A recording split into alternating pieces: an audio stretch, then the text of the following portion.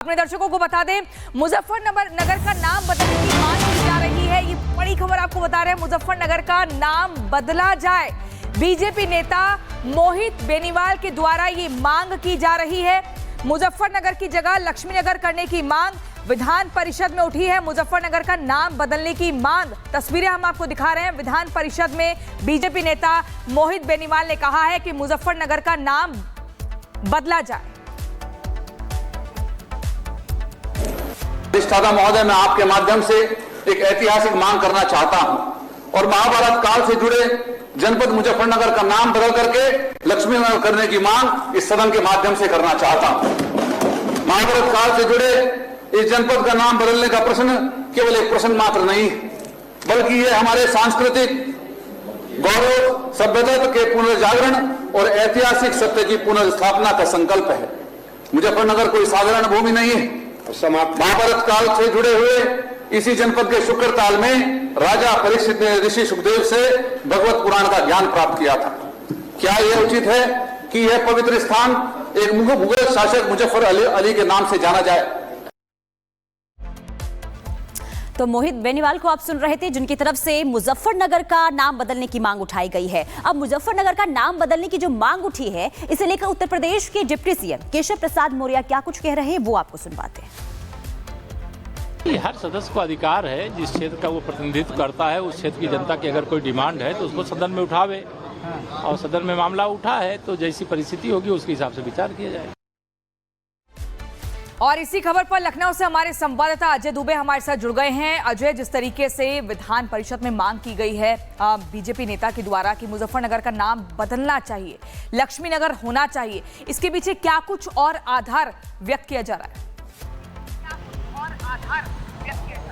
देखिए, विधान परिषद में ये मांग उठी है और एक तरीके से पश्चिमी उत्तर प्रदेश में खासतौर पर तमाम जिले हैं, तमाम भौगोलिक क्षेत्र हैं, संभल से लेकर तमाम जिलों में इस समय एक तरीके से जो वैचारिक आक्रांति जो हिंदूवादी संगठन है, जो तमाम हिंदूवादी संगठनों की तरफ से बात की जा रही है कि जो पहचान से जुड़ी एक बात है उसको लेकर बात उठाई जाए। और समाजवादी पार्टी के लोग इस बात की खिलाफत तो कर रहे हैं, ये भी विरोध तमाम हिंदूवादी संगठन और बीजेपी के नेता कर रहे हैं। इसी कड़ी में बीजेपी के विधान परिषद में जो विधायक हैं उन्होंने मांग रखी कि मुजफ्फरनगर का नाम बदलकर जो लक्ष्मीनगर है वो किया जाए। तो एक तरीके से अब आज विधानसभा के सत्र का आखिरी दिन है, देखते हैं सदन में इस मुद्दे को लेकर क्या कुछ चर्चा होती है। लेकिन मुजफ्फरनगर क्योंकि सपा सरकार के दौरान बड़े दंगों के लिए भी चर्चा में रहा, बीजेपी सरकार के दौरान तमाम एडमिनिस्ट्रेटिव फैसलों के लिए चर्चा में रहा है। अब आज इस मुद्दे को लेकर क्या चर्चा होगी विधान परिषद में और विधानसभा भवन में, ये देखने की बात रहेगी। बिल्कुल अजय, महत्वपूर्ण जानकारी आप दे रहे हैं और लगातार इस बात का जो पूरा एक समर्थन है वो उत्तर प्रदेश के डिप्टी सीएम केशव प्रसाद मौर्य ने भी किया है। इसी बीच अब अपने दर्शकों को अगली खबर बताएंगे और ये बताएंगे कि कैसे संदिग्ध आतंकी की एक बड़ी साजिश नाकाम हुई है। अगर मेरा लड़का दोषी है तो भाई उसको सजा मिलनी चाहिए, उसकी इंक्वायरी होनी चाहिए।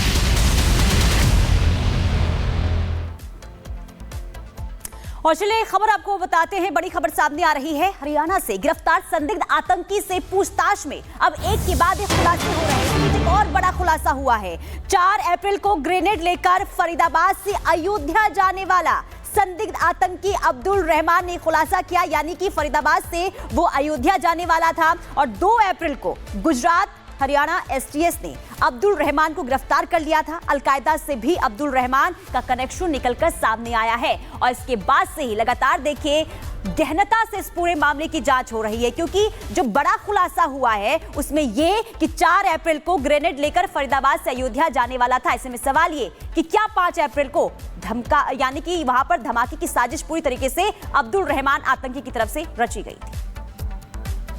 और इसी खबर पर हमारे साथ राघवेंद्र और जतिन जुड़ गए हैं। सबसे पहले जतिन, आपके पास आते हुए, जिस तरीके से ये संदिग्ध आतंकी पकड़ा जाता है, कई बड़े खुलासे हो रहे हैं। ये बताया जा रहा है कि ये अयोध्या जाने की फिराक में था और वहां पर एक बड़ी साजिश को अंजाम देना चाह रहा था। बिल्कुल, देखिए इन्वेस्टिगेशन में ये खुलासा हुआ है। अब्दुल रहमान ने पूछताछ में बताया कि उसको टास्क दिया गया था कि 4 अप्रैल को वो यहाँ से फरीदाबाद से सीधा अयोध्या जाएगा और उसके बाद आगे के डायरेक्शंस का उसको वेट करना था। जो 2 हैंड ग्रेनेड उसके पास से बरामद किए गए, वो दोनों हैंड ग्रेनेड की मानक क्षमता तकरीबन 30 मीटर के आसपास है।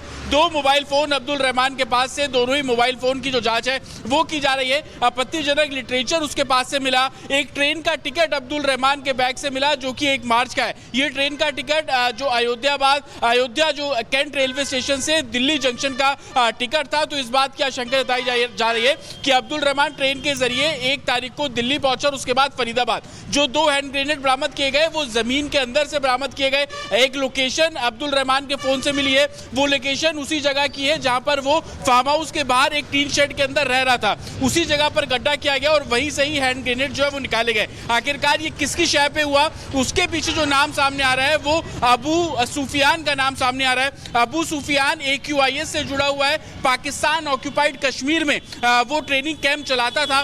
भारत में अलग अलग जगहों पर उसकी लोकेशन मिली, लेकिन अभी जो जानकारी मिल रही है कि अबू जो सुफियान है वो POK के अंदर हो सकता है। AQIS से लिंक के सबूत जांच एजेंसियों को मिल रहे हैं और यही कारण है कि लगातार जो रहमान है अब्दुल रहमान उससे पूछताछ की जा रही है। बिल्कुल पूछताछ की जा रही है जतिन, और पूछताछ में ही ये खुद देखिए जिस तरीके से कबूल कर रहा है और हैरानी होती है कि कैसे उसने पूरी प्लानिंग की और उसके बाद कैसे अयोध्या राम मंदिर को उसने उड़ाने की पूरी साजिश रची थी। ठीक है, आप बने रहिए। राघवेंद्र का रुख कर लेते हैं, अयोध्या से बने हुए हैं। राघवेंद्र, देखिए खुलासे तो एक के बाद एक हो रहे हैं, लेकिन साफ तौर पर जिस तरीके से इसने पूरी साजिश रची, प्लानिंग की, साफ तौर पर से लग रहा है कि ये इसकी प्लानिंग अकेले की नहीं थी। अब तक जो जांच हुई है उसमें और क्या खुलासे हो रहे हैं? क्या पुलिस बता पा रही है किस एंगल से आगे जांच कर रही है? बिल्कुल, जैसा कि आपने कहा, ये अकेला नहीं हो सकता है, क्योंकि इतनी बड़ी प्लानिंग है जिसमें अंतर्राष्ट्रीय जो आतंकी संगठन है उनका नाम आ रहा है, खास तौर से जो ISI से पोषित हैं, ऐसे संगठनों का नाम आ रहा है। तो अकेला शख्स ये नहीं हो सकता है। बाकायदे ये 2 बार घर छोड़ के गया, एक बार 4 महीने के लिए गया था, एक बार 3 दिन के लिए गया। इस बार ये पकड़ा गया, बाकायदे उसकी ट्रेनिंग हुई और दिल्ली के रास्ते विशाखापत्तनम गया है। विशाखापत्तनम जाने की जानकारी इसके घर वालों को भी नहीं है, क्योंकि इसके घर वालों ने बोला था कि वो दिल्ली गया था एक बार 4 महीने के लिए और दूसरी बार फिर दिल्ली गया है। तो इस तरह वो अब जब इसके हम घर पे गए थे तो वहां पर जो टीन सेट लगा था इसके घर में, दोनों तरफ से चारों तरफ से टीन सेट लगा के चारों तरफ से पैक था। यानी अंदर वो कुछ न कुछ ऑनलाइन वो मार्गदर्शन में काम करता था और जो चीज वो बनाता था, शायद जब पुलिस पूछताछ के लिए आई थी तो वो भी सामान बरामद करके ले गई थी। बात करेंगे महाराष्ट्र की, क्योंकि महाराष्ट्र में औरंगजेब पर जबरदस्त सियासी संग्राम देखने को मिल रहा है। संसद से लेकर सड़क तक बवाल मचा हुआ है। सपा विधायक अबू आजमी के बयान पर आक्रोश लोगों का बढ़ता ही जा रहा है। विधानसभा से अबू आजमी को निलंबित करने की अब मांग और जोर शोर से उठने लगी है। मंगलवार का दिन आपने देखा होगा कि संसद में जबरदस्त बवाल देखने को मिला था अबू आजमी के बयान के बाद, और आज भी स्थिति वही बनी हुई है। थोड़ी देर में विधानसभा की कार्रवाई शुरू हो जाएगी और आज भी हंगामे के आसार हैं।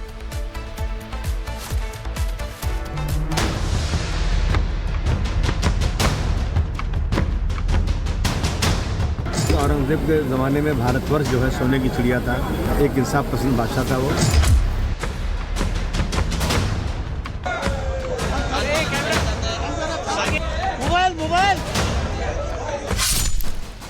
मुगल शासक औरंगजेब भले ही 318 साल पहले कब्र में चला गया, लेकिन उसके नाम पर भारतीय सियासत में आज भी संग्राम हो रहा है। ये विरोध प्रदर्शन, ये जूते चप्पलों की बारिश सपा नेता अबू आजमी के पोस्टर पर की जा रही है। औरंगजेब से प्रेम करने वाले अबू आजमी के खिलाफ औरंगजेब के विरोधियों ने अब मोर्चा खोल दिया है। औरंगजेब की वकालत करना, उसके शान में कसीदे पढ़ना और औरंगजेब को महान शासक बताना सपा नेता अबू आजमी को अब भारी पड़ गया। अबू आजमी के बयान के बाद